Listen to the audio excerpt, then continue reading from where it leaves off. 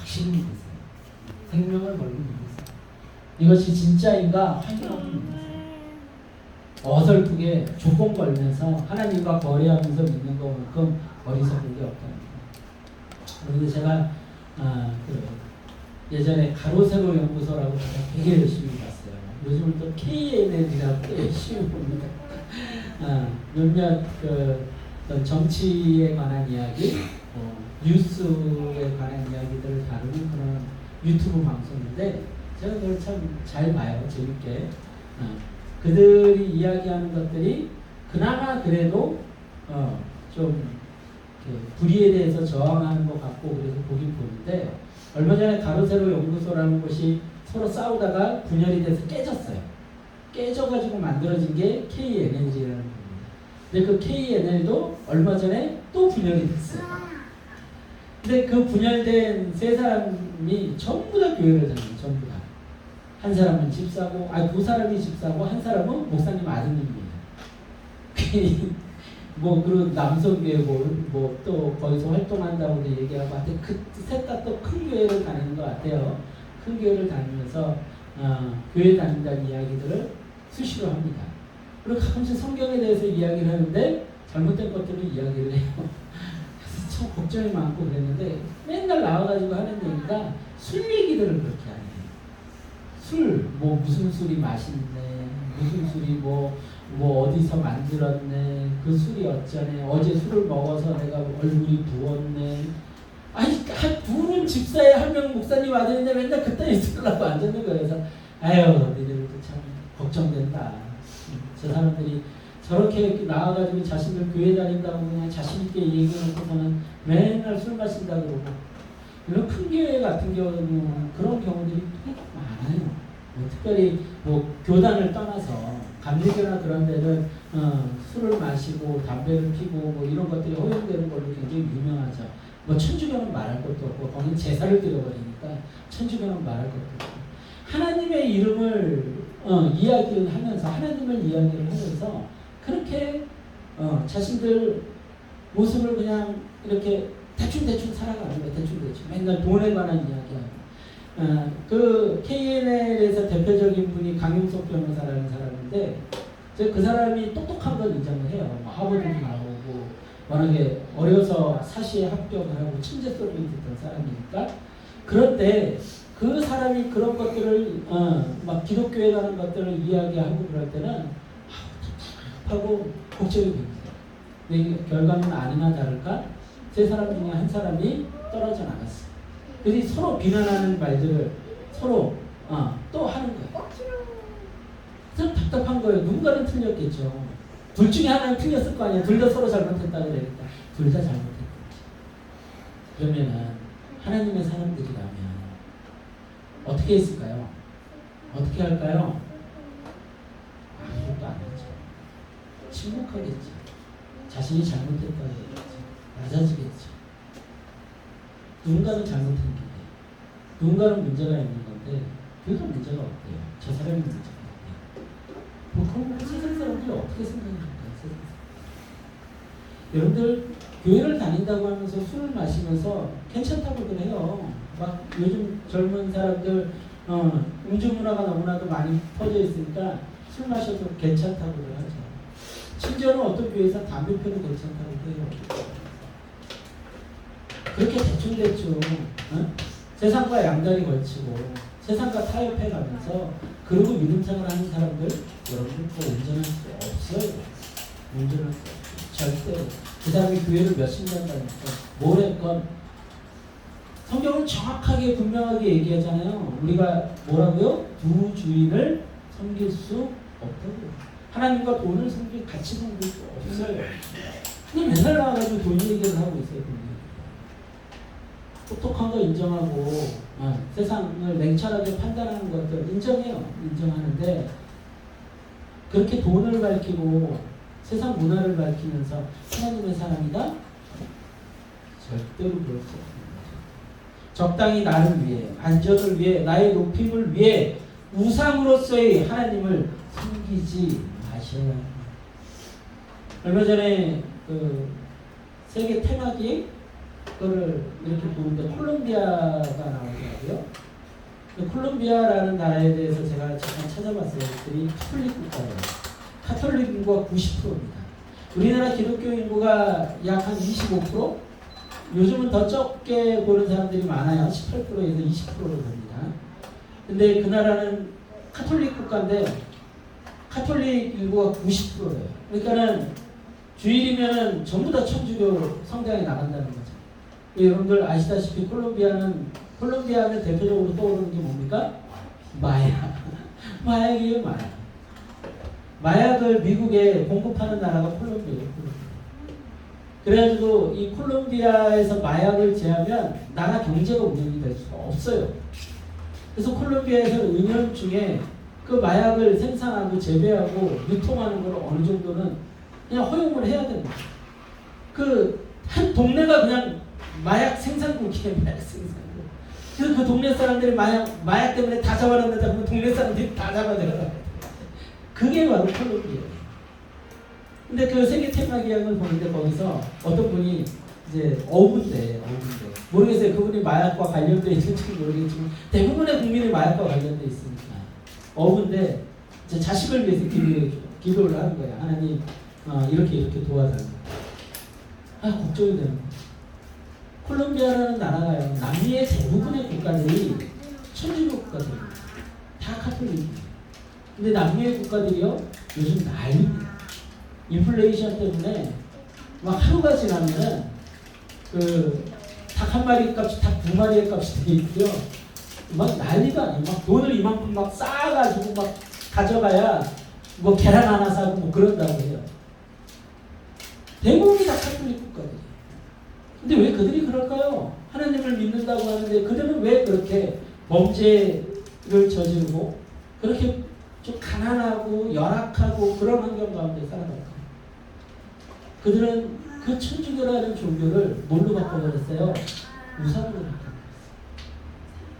그래서 여러분들 천주교 그런 남미 국가나 필리핀에 가면은 온갖 형상들이 거기에 다 있습니다. 성인들의 모습, 마리아가 아기를 낳고 있는 거, 아기 예수에게 이렇게 왕관 같은 거 씌워놔가지고 세워놓고 거기다가 이렇게 절하는 거. 그게 불교와 뭐가 다르죠? 우상과 뭐가 다릅니까? 제가 아내와 필리핀으로 신혼여행을 갔을 때 거기에 무슨 성당을 이렇게 지나가는 코스가 있어요. 갔더니 가관이에요. 촛불이 쫙 깔려있어요.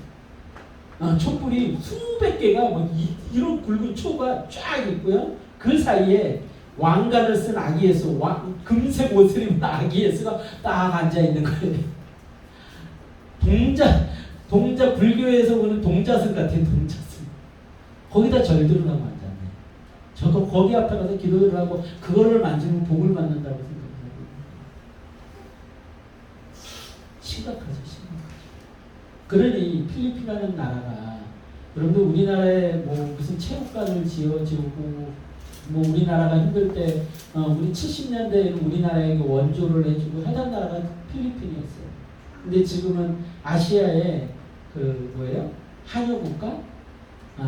아시아 곳곳에 한여들을 수출하는 국가예요. 다 이렇게 도우미들 수출하는 국가로 전락해버렸어요.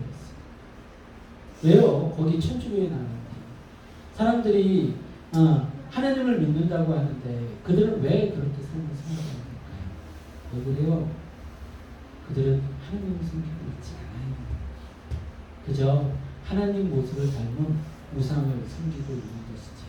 여러분들 어설프게 다리 걸치고 있는 것, 어설프게 내가 하나님 믿는다고 거짓말하면서 포장하고 살아가는 것, 그거 하나님 앞에 절대 인정받지 못합니다. 하나님을 속일 수 없어요. 하나님은 속지 않으시는 분이십니다. 여러분들 우리가 다니엘서를 보면서 정확하게 우리의 믿음을 정확하게 정해야 돼요. 뜻을 정해야 됩니다. 흔들리지 말아야 합니다. 그리고 타협하지 말아야 합니다. 오늘 본문의 배경이 되는 이야기가요. 굉장히 재미있는 그리고 살벌한 풍자가 담겨있는 이야기입니다. 오늘 이야기의 시작은요. 다니엘서 2장 1절에서 4절로 시작을 합니다. 다니엘서 2장 1절에서 4절 말씀 합독해 보겠습니다. 시작. 느부갓네살이 다스린 지 2년이 되는 해에 느부갓네살이 꿈을 꾸고 그로 말미암아 왕이 번민하여 잠을 이루지 못한지라. 왕이 그의 꿈을 자기에게 알려주도록 악수와 술객과 점쟁이와 갈대아 술사를 불러라 하매 그들이 들어가서 왕의 앞에 선지라. 왕이 그들에게 이르되 내가 꿈을 꾸고 그 꿈을 알고자 하여 왕이 번민하노니 갈대아 술사들이 아람 말로 왕에게 말하되 왕이여 만수 무강하옵소서. 왕께서 그 꿈을 종들에게 이르시면 우리가 해석하여 드리겠나이다 하니라. 아멘, 아멘. 여러분 오늘 이야기의 시작은 느부갓네살이 꿈을 꾸었다는 이야기부터 시작을 합니다. 그러니까 바벨론이라는 제국이 시작된 지 약 3년이 되는 그 시점이에요. 메소포타미아 지역에 최초의 제국을 세운 나라가 이 바벨론 국가라고 할 수 있을 정도로 바벨론 국가는 굉장히 강력한 나라였습니다. 인류 문명의 4대 문명지 중에 최초의 문명지가 바로 메소포타미아 문명이죠. 그곳 지역을 다스리던 그 통치자가 바로 바벨론이었어요. 지금도 가끔씩 바벨론이라는 단어는 뭐 드라마나 영화나 소설이나 이런 데서 쓰여요. 바벨론이 뭘 상징하냐면 세상의 어떤 주권을 가지고 있는 그런 나라, 권세, 왕국 이런 것들을 상징하기 때문이죠. 그만큼 바벨론이라는 나라는 엄청난 영광을 누렸죠. 고대에는 그것이 더 심했습니다. 왕에게 모든 것이 집중이 되었으니까. 이 바벨론의 왕도 그런데 오늘 말씀을 보니까 어땠대요? 두려워했대요. 꿈을 꿨는데 그 꿈이 이상한 거죠. 무시무시한 거죠. 그러니까 이 바벨론 왕이 그거 갖다 고민하고 참 불쌍하죠. 모든 것을 가진 것 같았지만 그들은 모든 것을 가지지 못했어요. 무엇에 대한 해답이 없었어요? 죽음과 영혼에 대한 해답이 없어요.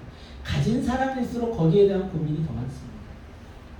그것만 좀 해결됐으면 좋겠는데 그것만 좀 해결되면 어떻게 좀 내가 지금 누리고 있는 거 더 누리고 살아가 보겠는데 근데 그게 안 되는 거죠. 그리고 많은 것을 가지면 가질수록 그것을 잃을까봐 더 두려워하게 되는 거죠. 세상의 모든 군왕들이 그랬어요. 단 한 사람도 예외는 없었습니다.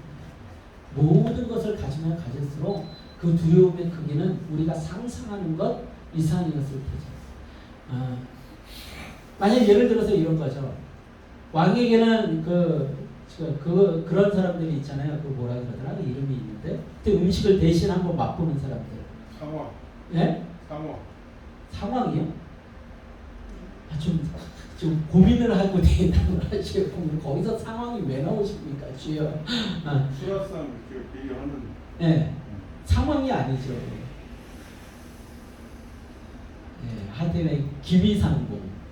김이상궁 상왕은 그 위에 있는 왕을 상왕이라고 그러고 상궁이요. 난 상왕이라고 그래서 저분이 왜 상왕을 얘기하시나? 김이상궁이죠, 김이상궁. 우리나라에서는 그렇게 얘기하고 아마 모든 왕들이 다 있었을 거예요. 그 사람들이 뭐 하는 건지 아세요? 그 음식에 독이 들었나 맛보는 사람들이. 그 음식을 먹을 때마다 그러니까 앞에 막 살의 진미가 쫙 깔려 있는 거예요. 그런데 그거를 마음 놓고 못 먹네. 여러분들 제가 떡볶이 먹으면서 고민하며 먹겠습니까? 예? 제가 고기를 먹으면서 고민하며 먹겠어요? 아유 편안하게 먹죠. 누가 저에게 독을 타봤어요. 예? 근데 맨날 그걸 보면서 고민을 하는 거예요. 그래서 사람들 데려다 그것을 먼저 먹어보게 합니다. 자, 그걸 먼저 먹어보고 그 다음에는 이제 안전하다고 안전하게 먹을까요? 천만의 말씀이에요. 그 김이상궁이 누군가에게 포섭됐으면 어떻게 할 거야? 그러니 김이상궁이 먹고 나서도 제가 해독제를 먹고 먹는 게 아닌가 고민하는 거예요. 그릇에 독이 묻어있는 거 아닌가 고민하는 거예요. 아유, 많은 것을 가졌기에 더욱 두려워하는 거죠. 오늘 이 바벨론 왕이 그랬어요. 꿈 하나 꿨는데 그거 갖다 고민을 하는 거예요. 여러분들 이 바벨론 왕이 고민이 얼마나 컸는지는 뒤에 부분 보면 알아요. 그 꿈을 못 맞춘다고 그 나라의 모든 술객들을 다 죽이라고 그래요. 이 고민이 보통 고민이 아니었던 거예요. 근데 그렇게 고민으로 시작이 됩니다. 자, 그런데 이 고민이요 얼마나 깊었는지 분위기가 심상치 않습니다. 다니엘서 2장 5절에서 6절이에요. 같이 합독해 보세요. 시작. 왕이 갈대아인들에게 대답하여 이르되 내가 명령을 내렸나니 너희가 만일 꿈과 그 해석을 내게 알게 하지 아니하면 너희 몸을 쪼갤 것이며 너희의 집을 거름더러 만들 것이요 너희가 만일 꿈과 그 해석을 보면 너희가 선물과 상과 큰 영광을 내게서 얻으리라. 그런즉 꿈과 그 해석을 내게 이라니. 아멘. 자, 일종의 그러니까 그 당시는 이 고대 사회는 이 뭐 제사와 이 정치가 같이 가는 그런 사회였기 때문에 굉장히 제사장급에 있는, 그러니까 지금 우리로 따지면 무당 같은 사람들이 굉장히 높은 지위에 있었습니다. 때로는 그들이 정권을 잡기도 했고요. 근데 그런 사람들이 이제 그 바벨론 제국이 엄청 크니까 수없이 이렇게 쫙 깔려 있었겠죠. 그 사람들이 처음에 왕이 꿈을 꿨다니까 자신 있게 얘기합니다. 왕이시여, 꿈을 얘기해 보십시오. 우리가 다 맞춰드리겠습니다. 걱정하지 마십시오라고 얘기를 했단 말이에요. 이렇게 당대하게 얘기할 수 있는 이유는 뭘까요? 꿈을 얘기했을 때, 자, 3년 뒤에 이런 일이 있습니다. 근데 2년 뒤에 떠나면 되는 거잖아요. 아니, 그러니까 불러댈 말이 많은 거예요. 자신이 모르더라도. 자신 있게 얘기했어요. 근데 문제가 심각한 거예요. 너희들 다 죽일 거야. 이거 꿈 못 맞추면 다 죽일 거야. 라고 얘기를 해요. 그런데 이 사람들이요, 두려워하지 않아요. 걱정하지 않아요. 자, 7절에 보니까 이렇게 돼 있어요. 그들이 다시 대답하여 이르되 원하건대 왕은 꿈을 종들에게 이루소서 그리하시면 우리가 해석하여 드리겠나이다 하니. 아직 자신감이 있는 거예요. 꿈을 얘기하니까요. 아이고 5년 뒤에 이루어진다니까. 동쪽에서 귀인이 나타난다니까요. 대충 불러대면 되는 거예요. 오늘 물 마시면 안 돼요. 뭐 대충 불러대면 되는 거예요. 그래서 전부 다는 이제 자신 있게 얘기를 했죠. 그런데 문제가 생겨요. 반전. 그래서 되게 재밌어요. 반전. 다니엘서 2장 7절에서 9절이에요. 같이 합독합니다. 시작. 그들이 다시 대답하여 이르되 원하건대 왕은 꿈을 종들에게 이루소서 그리하시면 우리가 해석하여 드리겠나이다 하니 왕이 대답하여 이르되 내가 분명히 아노라 너희가 나의 명령이 내렸음을 보았으므로 시간을 지연하려 하리로다. 너희가 만일 이 꿈을 내게 알게 하지 아니하면 너희를 처치할 법이 오직 하나이니 이는 너희가 거짓말과 망령된 말을 내 앞에서 구경하여 때가 변하기를 기다리려. 이제 꿈을 내게 알게 하라. 그리하면 너희가 그 해석도 보일 줄을 내가 알리라 하라. 기가 막히죠. 아유, 코미디예요, 코미디. 그들이 자신 있게 아유 꿈을 얘기해 보라니까요. 우리가 다 맞춰드린다니까요. 그랬더니 그 꿈이 뭔데? 그 꿈까지 맞추면 내가 인정해준다. 이 문제가 이제 심각해진 거죠. 그러면서 저희 뭐라고 돼 있어요? 9절, 8절 후반부에 보니까 시간을 지연하려 함이로다. 왕이 다 알고 있어요. 야, 내가 너희들 속내 다 알고 있어. 제가 아까 얘기했죠. 왕이시여 5년 뒤에 이런 일이 있을 것입니다. 그러니까 준비하십시오 라고 얘기하려고 그랬더니 너희들 시간 끌려고 그러는 거지. 야, 다 필요 없어. 내 꿈을 맞춰. 내가 무슨 꿈 꿨어. 이러니까 이제 이게 심각해지는 거예요. 그래서 이들이요 뭐라고 고백을 하냐면 다니엘서 2장 10절에서 13절에 기가 막힙니다. 그렇게까지 얘기하니까 이 술사들도 갈 때까지 간 거예요. 그래서 10절에 이렇게 얘기를 해요. 갈대아인들이 왕 앞에 대답하여 이르되 세상에는 왕의 그 일을 보일 자가 한 사람도 없으므로 어떤 크고 권력 있는 왕이라도 이런 것으로 박수에게나 술객에게나 갈대아인들에게 물은 자가 없었나이다. 짜증이 났어. 왕이 그냥 막 가는 거예요. 어차피 죽을 거. 이 말이 됩니까? 어떻게 꿈을 맞춥니까? 이 꿈을 맞출 사람은 세상에 단 한 사람도 없을 거예요. 막 가는 거예요. 11절입니다. 왕께서 물으신 것은 어려운 일이라 육체와 함께 살지 아니하는 신들 외에는 왕 앞에 것을 보일 자가 없나이다 한지라. 이게 무슨 소리예요? 신 아니고서요 어떻게 꿈을 맞춥니까? 당신이 꿈을 우리가 무슨 수로 맞춰요? 신이나 맞추지. 그리고 지금 이들은 이들의 미천을 드러냈어요. 이들의 뒤에는 뭐가 있어요?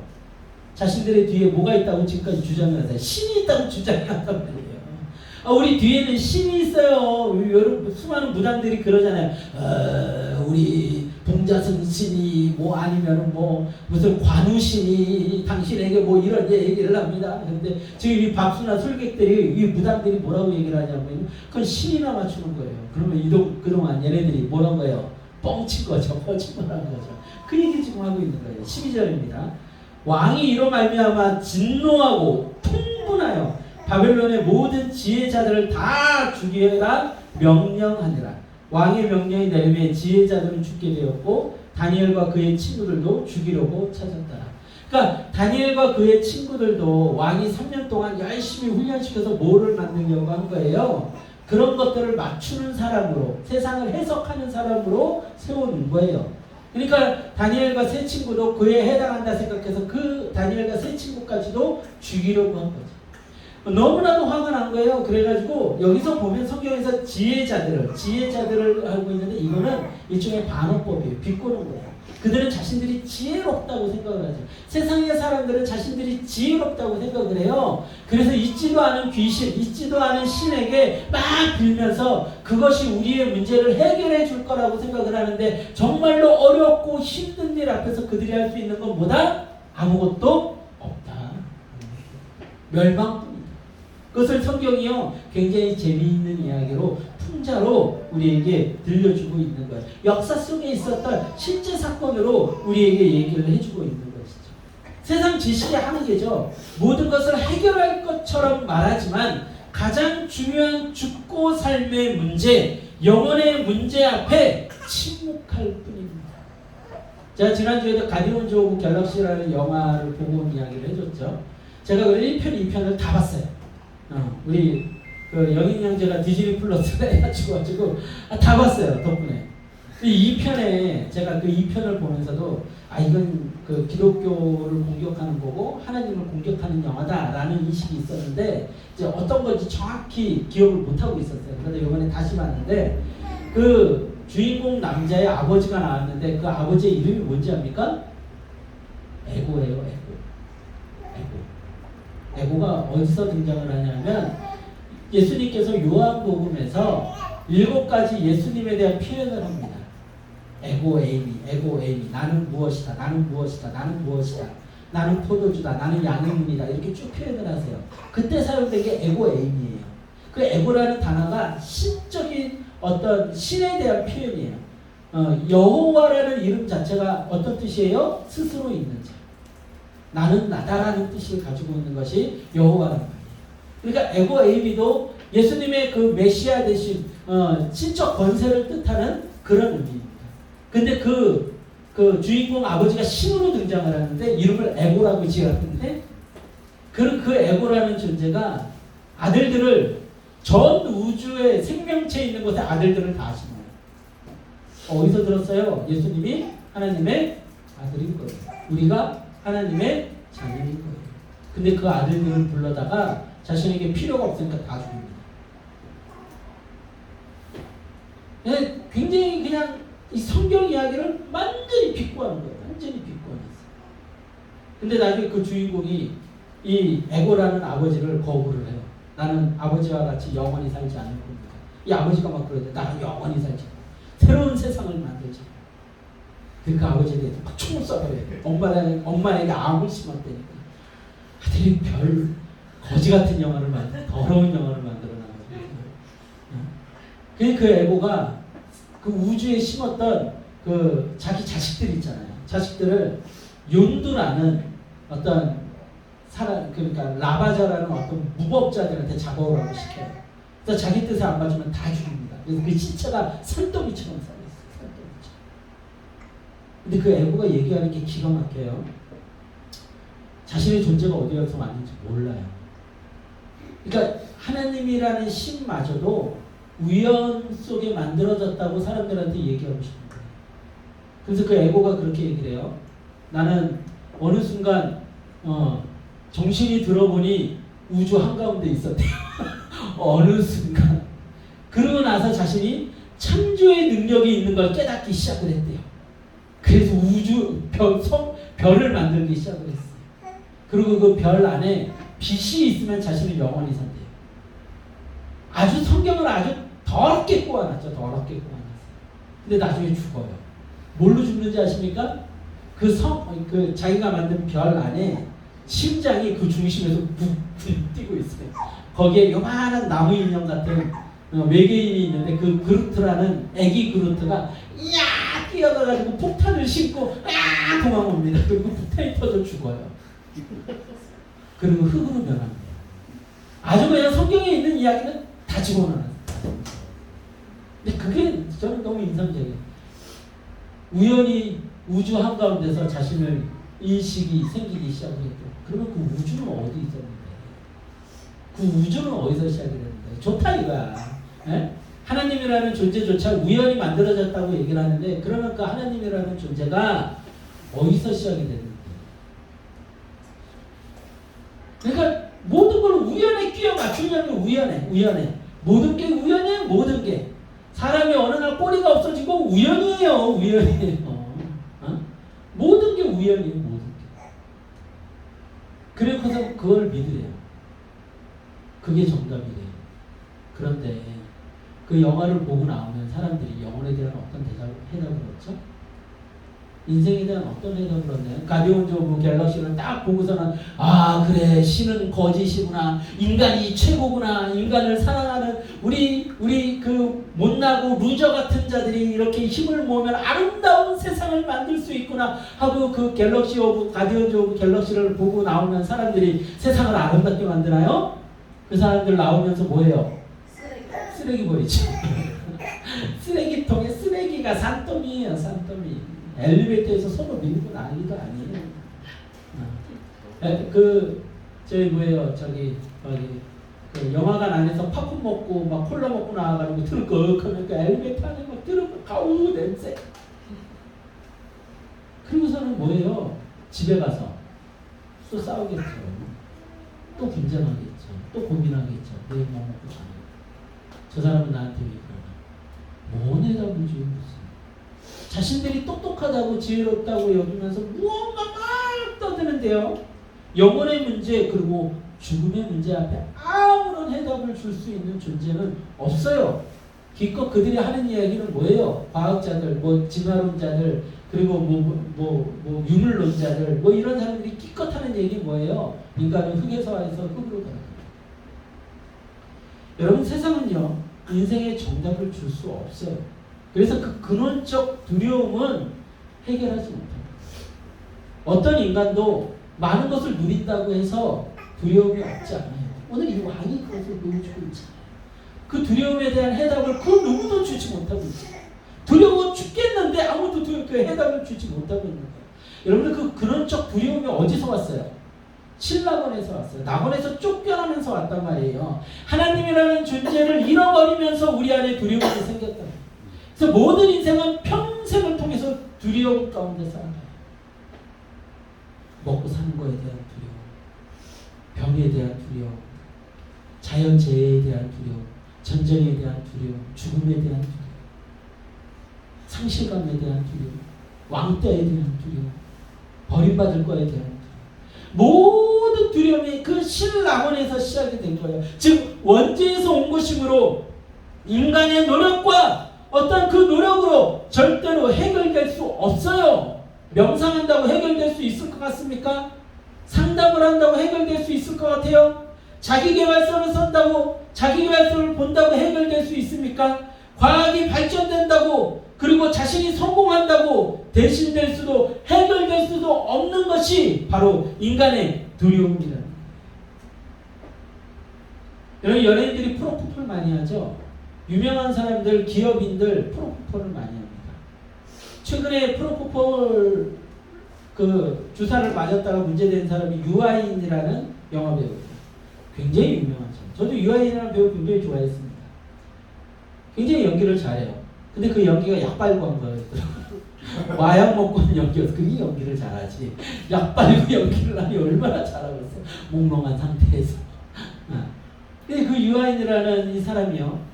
왜 걸렸는지 아십니까? 약을 했다가 이 사람의 본명이 엄홍식이에요. 엄홍식.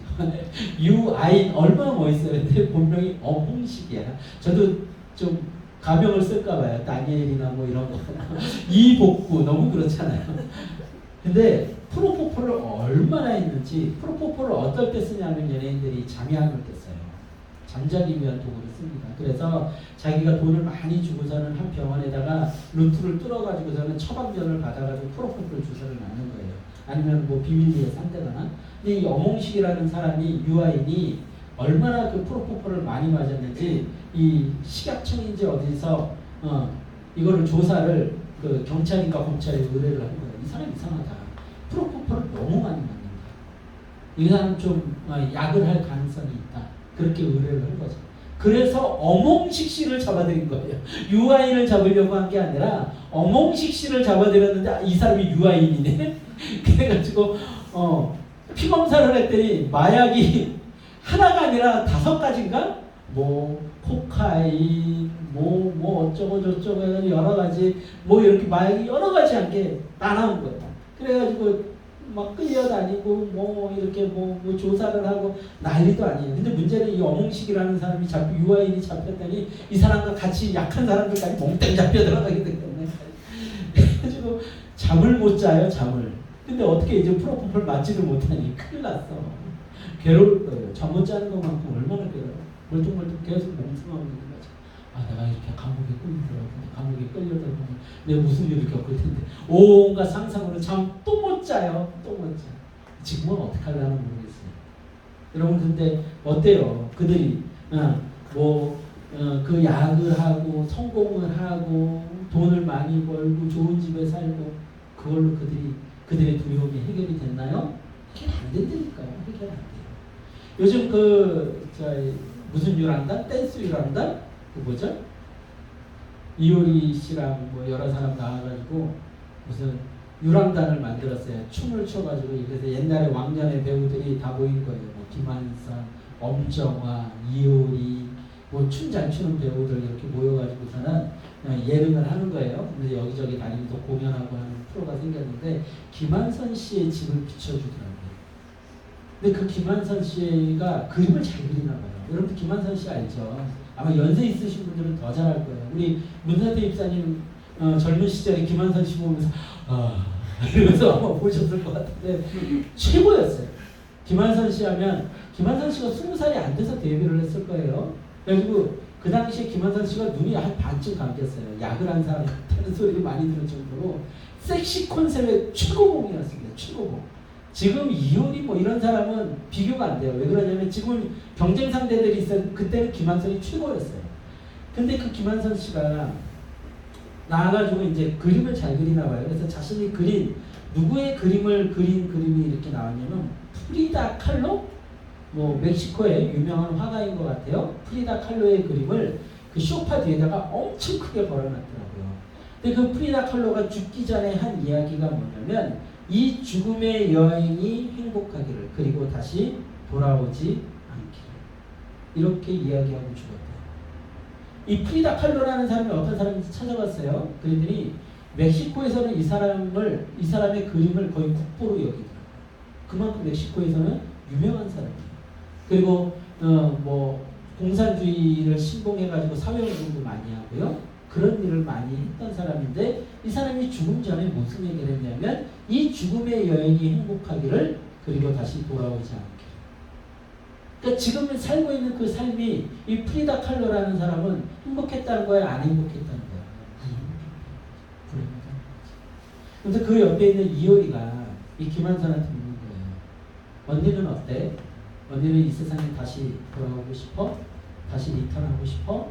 라고 얘기를 했더니 김한선 씨가 미쳤니? 싫어. 나 안 돌아올 거야. 집이 엄청 좋아요. 집이. 그리고 자신이 그린 그림을 엄청 멋지게 걸어냈고요. 많은 돈과 최고의 명예와 그런 것들 누리고 있지만 그의 입에서 나오는 고백은요. 다시 이 세상에서 살고 싶지. 한번 살아봤으면 되지. 뭘 또 사냐? 굉장히 의외지. 굉장히 의외지. 아마 모든 연예인 여자 아이돌 지망생들은 부러워할 만한 사람인데 부러워할 만한 사람인데 그의 입에서 나온 고백은 나는 이 땅에서 다시 살고 싶지 않아요. 근데 아마 대부분의 여자들이 선망하는 그 여자들은 똑같은 이야기를 해요. 나는 이 세상에 다시 살고 싶지 않아요. 여러분 이런 인생들 앞에요. 다니엘은 담대히 고백하며 살아가고 있습니다. 다니엘서 2장 14절에서 24절입니다. 다니엘서 2장 14절에서 24절. 자, 제가 보도록합니다. 그때 왕의 근위대장 아리옥이 바벨론 지혜자들을 죽이러 나가매 다니엘이 명철하고 슬기로운 말로 왕의 근위대장 아리옥이 물어이르되 왕의 명령이 어찌 그리 급하냐 하니 아리옥이 그 일을 다니엘에게 알림해 다니엘이 들어가서 왕께 구하기를 시간을 주시면 왕에게 그 해석을 알려드리리이다 하니라. 이에 다니엘이 자기 집으로 돌아가서 그 친구 하나냐와 미사엘과 아사랴에게 그 일을 알리고 하늘에 계신 하나님이 이 은밀한 일에 대하여 불쌍히 여기사 다니엘과 친구들이 바벨론의 다른 지혜자들과 함께 죽임을 당하지 않게 하시기를 그들로 하여금 구하게 하니라. 이에 은밀한 것이 밤에 환상으로 다니엘에게 나타나 보이네. 다니엘이 하늘에 계신 하나님을 찬송하니라. 다니엘이 말하여 이르되 영원부터 영원까지 하나님의 이름을 찬송할 것은 지혜와 능력이 그에게 있습니다. 그는 때와 계절을 바꾸시며 왕들을 패하시고 왕들을 세우시며 지혜자에게 지혜를 주시고 총명한 자에게 지식을 주시는구나. 그는 깊고 은밀한 일을 나타내시고 어두운 데에 있는 것을 아시며 또 빛이 그와 함께 있도다. 나의 조상들의 하나님이여 주께서 이제 내게 지혜와 능력을 주시고 우리가 주께 구한 것을 내게 알게 하셨사오니 내가 주께 감사하고 주를 찬양하나이다. 곧 주께서 왕의 그 일을 내게 보이셨나이다 하니라. 아멘. 여러분, 이게 바로 다니엘서가 말하고 싶은 선포예요. 다니엘이 가서 담대히 얘기합니다. 왕이여, 사람을 죽이지 마세요. 저에게 시간을 좀 주십시오. 제가 왕의 꿈을 맞추겠습니다. 그리고 그 꿈을 해석해드리겠습니다. 그리고 그것을 스톱시키고서는 꿈을 해석해요. 느부갓네살이 입이 떡 벌어져요. 꿈까지 맞춰요. 여러분들, 다니엘의 힘은 바로 여기서 나오는 거예요. 무엇을 공부해서, 다니엘 공부법을 공부해서 영어를 많이 암기해서, 영어 단어를 많이 암기해서 다니엘이 되는 게 아니라 다니엘처럼 높아질 수 있는 것이 아니라 다니엘에게 뭐가 있었어요? 세상의 주권자이신 하나님에 대한 믿음이 있었어요. 신뢰가 있었어요. 확신이 있었어요. 그래서 두려움이 없었죠. 정말 믿음 있는 선교사님들이 아무것도 없는 곳에 들어가서 선교할 수 있는 이유가 바로 그거예요. 하나님에 대한 확신이에요. 여러분들, 언더우드의 기도라는 그 언더우드가 썼던 기도문을 보면은요, 언더우드가 이 조선 땅에 들어올 때 무슨 마음으로 들어왔는지 아십니까? 그것에 신종이 있다 생각합니다. 지독한 인민이 있어요. 여러분들, 우리나라 그 1900년대 초, 1800년대 말, 그 조선 고한말 그때 당시의 사진을 보면요, 우리나라가 굉장히 이렇게 유교 정신으로 똘똘 뭉쳐 있었을 것 같죠? 여러분, 그때 사진 찾아보세요. 여자들 가슴을 다 드러내고 다녔어요. 요즘 우리가 아프리카 보면 가슴 드러내고 막 여자들이 다니면 미개해 이랬잖아요. 그 당시에 여자들이 있어요.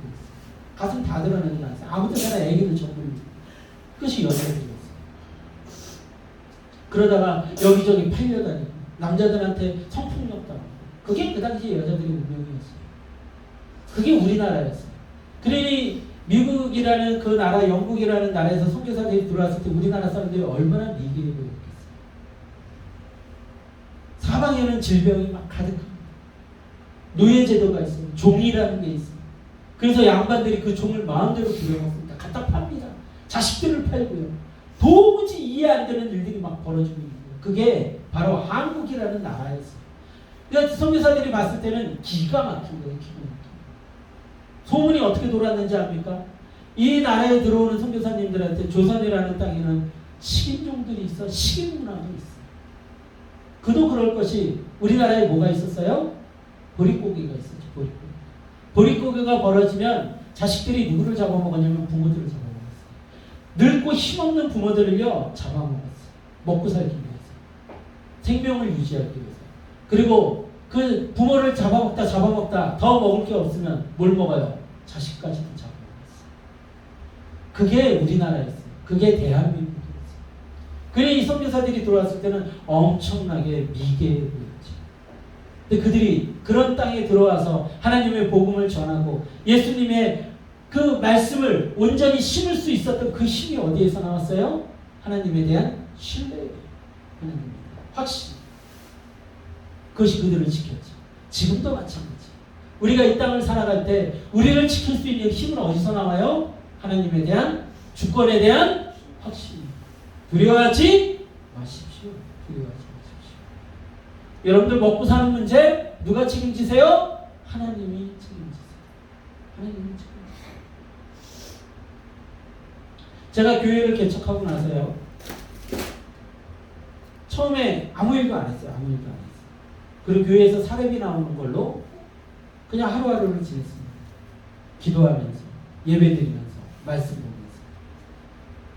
그러다가 점점 힘이 들어가지고 교회 월세를 못 내네. 그래가지고 알바를 시작했죠. 알바. 여러분들 굉장히 그 시간이 짧지 않았어요. 빚을 쌓여갔죠. 교회를 시작할 때 돈이 한 푼도 없었는데 온통 빚으로 시작했으니까요. 그것도 그냥 빚이에요? 카드로 빚이에요. 카드로 빚. 그 이자가 얼마나 셉니까? 네? 뭐 이거 뭐 조명 뭐 저 에어컨 냉장고 뭐 의자 뭐 사드리고 간판하고 하는데 아니 돈이 정신없이 들어가더라고요. 아니 겁이 없었어요. 겁이 없었어요. 그런데 하나님께서 아니 먹고 살게 하시는 거예요. 먹고 살게 하시는 고민 없이 살게 하셔요. 제가 고민하면서 사는 것 같아 보이세요? 최근에도 여러분들 누구 신발 사고 누구 옷 사주고 고민 없이 살잖아요. 고민 없이 열심히 돈을 법니다. 열심히 살아요. 그렇다고 제가 게으르지 않잖아요. 열심히 살아요. 열심히. 그런데 열심히 살아도 돈 좀 모일만 하면 아내가 임신을 하네. 아내가 임신을 해가지고 아내가 돈을 못 벌어오니까 어때요? 한 1년 정도 못 벌어오면 그만큼 빚이 고대로 다시 원위치해요. 그러다 또 열심히 돈을 벌어서 이제 빚을 막 까나가는데 또 애를 낳네. 그래서 또 원위치네. 그래서 하나님이 저를 이렇게 살게 하시는 모습을 보면요 많지가 않다. 그런다고 부족하지도 않게.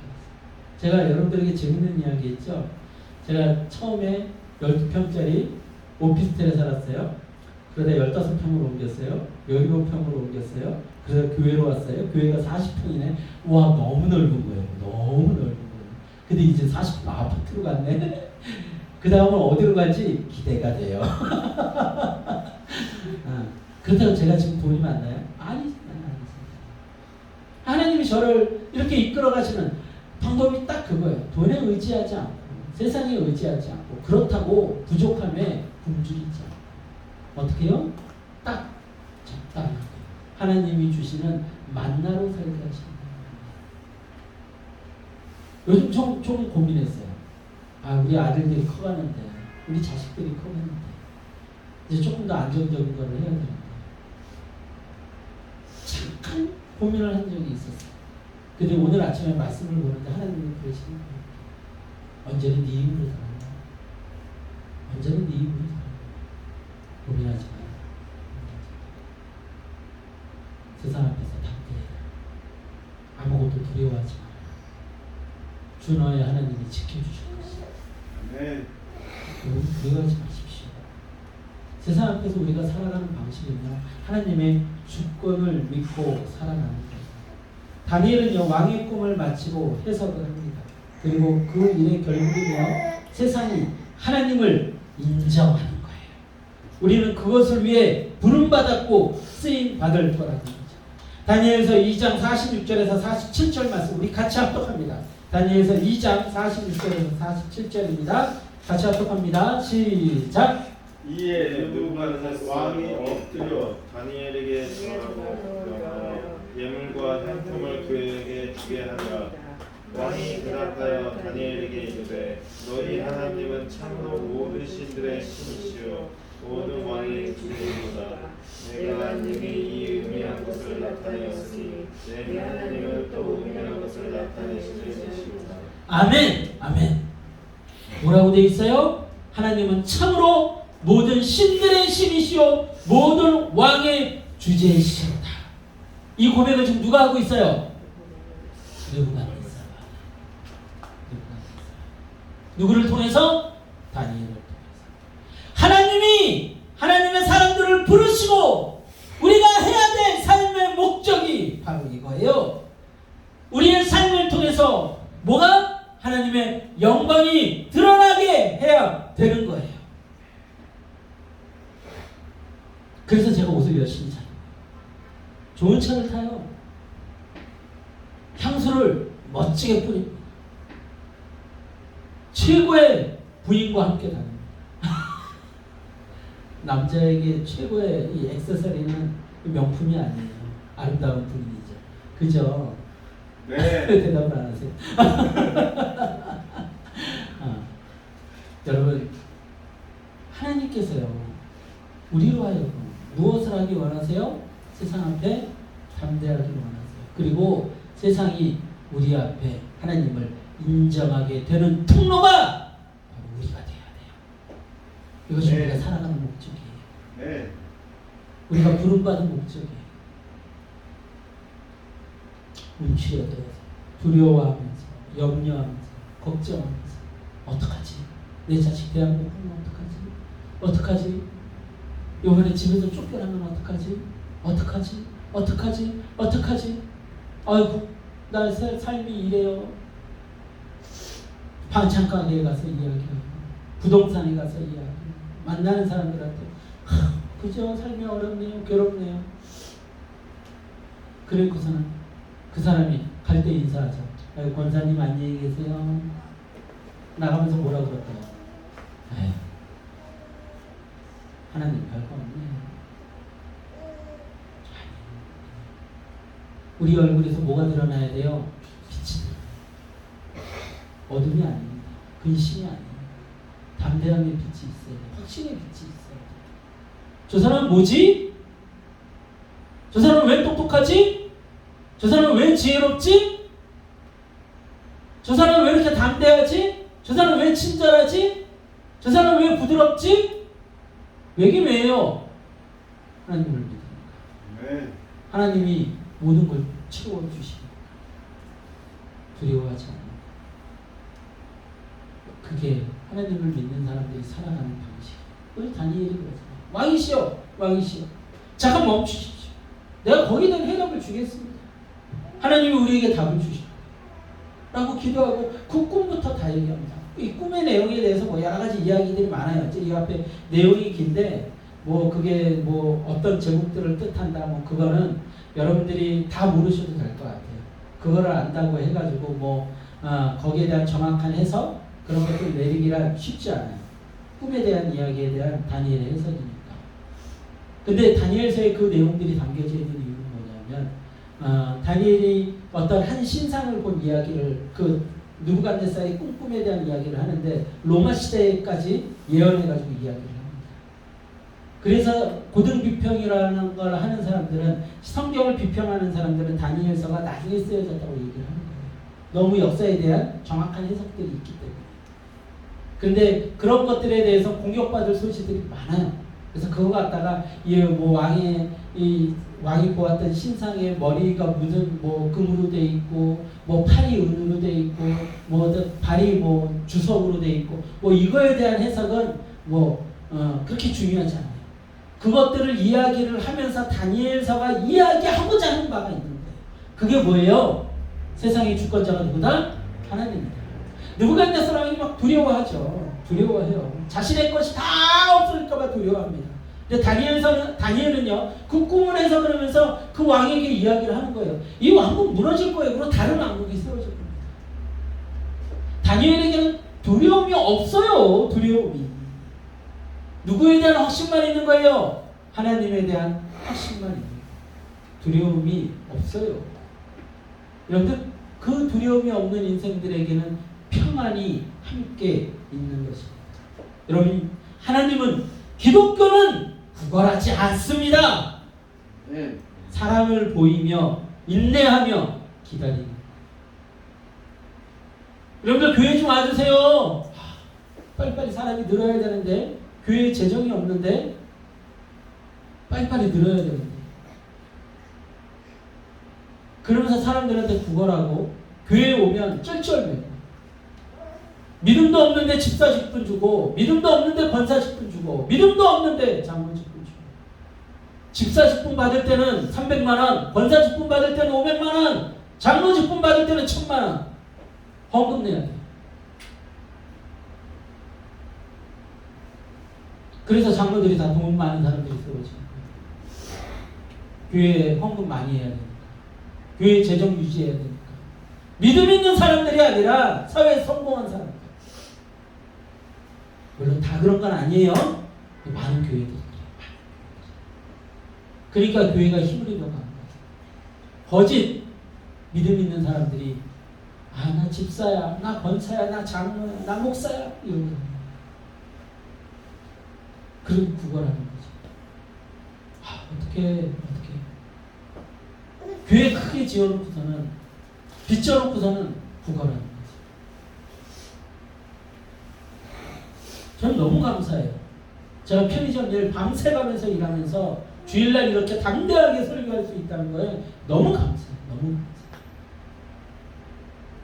저희 큰누님이 그러더래요. 어머니한테 그 교회 잘 되냐고 물어봤나 봐요. 요즘 편의점 하면서 교회 한다고 얘기했겠죠. 새벽 예배 드려야 되는데 그게 믿지 않는 사람들의 생각인 것 같아요.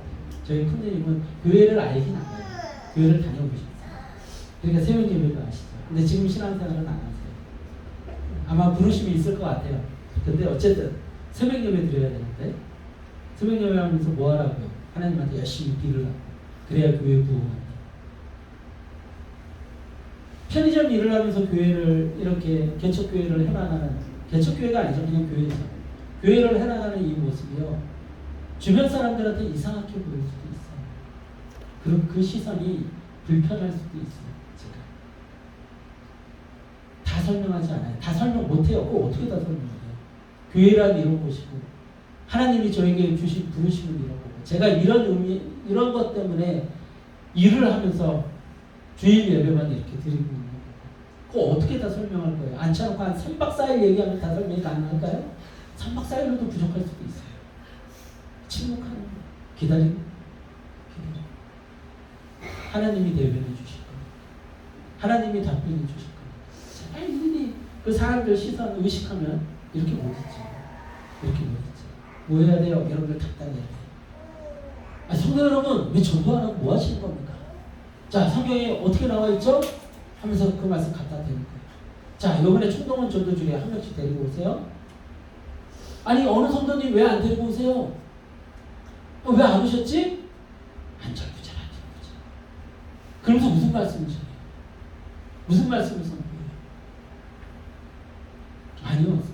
하나님은 구걸하지 않는 거니까요. 세상의 주권자이시라니까요. 이 다니엘의 고백대로 모든 것을 가능케 하시는 분이 하나님이세요. 네. 우주도 하나님이 만드셨고요. 우주의 질서도 하나님이 부여하셨고요. 우리 삶의 질서도 하나님이 부여하셨어요. 그 하나님은요. 오늘 우리에게 사랑을 보이시는 거예요. 예수 그리스도를 통해 사랑을 보이시는 거예요.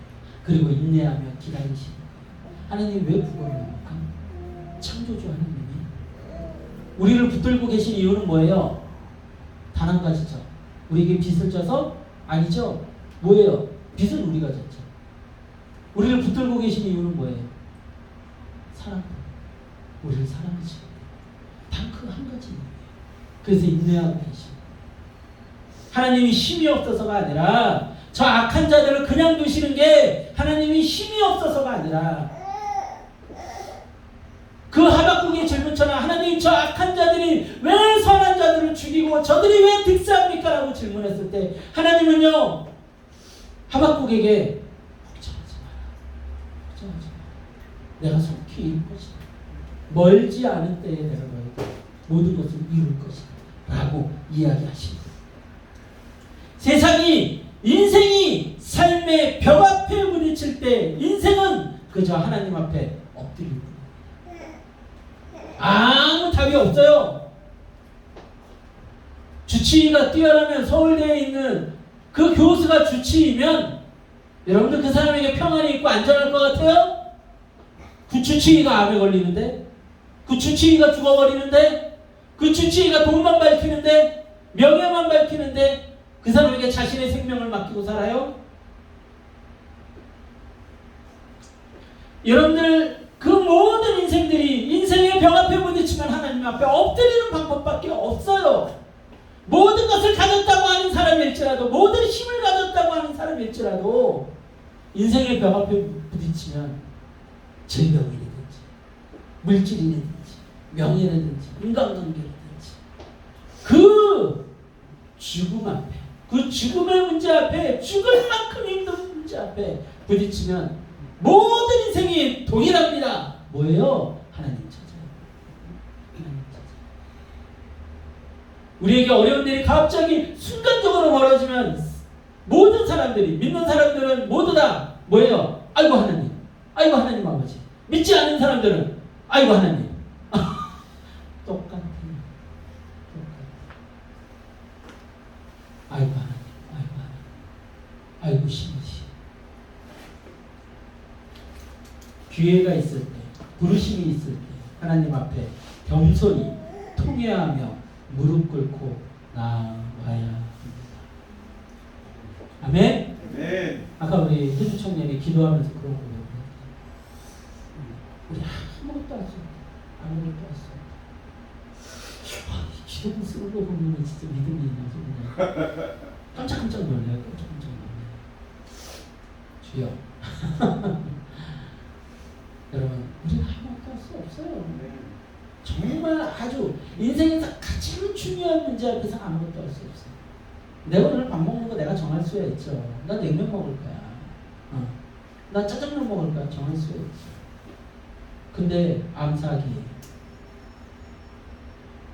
위에서 폭탄이 떨어지고 있어요. 여러분들 그 우크라이나 그 사진 얼마 전에 올라온 거 보셨나요? 어느 한 도시가요? 아예 그 터가 사라져버렸어요.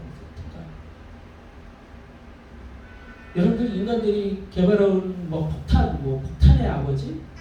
핵폭탄 말고 무슨 폭탄이 떨어지면 축구장 몇십 개 크기의 땅이 순간 사라진대요. 그 폭탄을요 개발을 하고 있어요. 우리나라도 서로 어떻게 하면 잘 죽일까를 연구하는 거예요. 우리를 지키기 위해서. 왜요? 두려우니까, 무서우니까, 북한에서 핵탄 쏠지 모르니까, 저들이 언제 쳐들어올지 모르니까 점점 큰 폭탄 만드는 거예요. 그래서 몇만 톤짜리 폭탄을 만드는 거예요. 상상이 돼요? 그게 날아가요. 그게 날아가서 떨어지면 순간적으로 그 땅 주변에 있는 몇 킬로 안에 있는 사람들은 사라져버려요. 뭐 아프고 그럴 새도 없어요. 사라져버려요. 분해되고. 이런 전쟁이 있고 그러면 우리가 할 수 있는 게 뭐가 있어요? 아무것도 없어요. 뭘 할 건데요? 그 폭탄이 위에서 떨어지고 있을 때 뭘 할 거예요? 뭘 할 겁니까?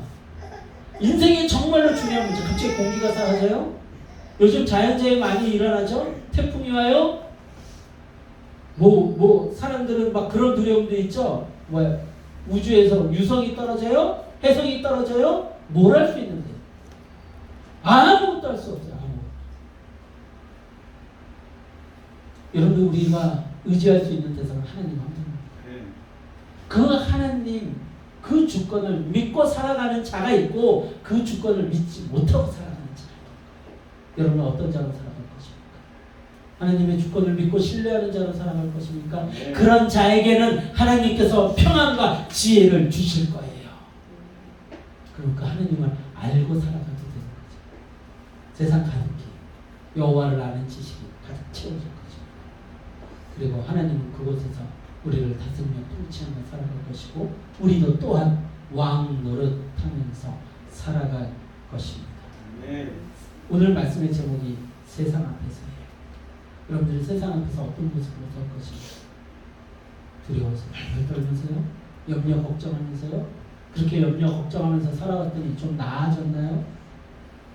염려 걱정하면서 살아와서 두려움 가운데 세상 사람들과 타협하면서 고개 숙이면서 살아왔더니, 높은 사람들 앞에서 고개 숙이면서 살아왔더니, 의사들 앞에서 고개 숙이면서 살아왔더니 조금 더 나아지던가요? 하나님 앞에 그럴 때 여러분의 삶에 진정한 평안이 임하게 될 줄 믿습니다.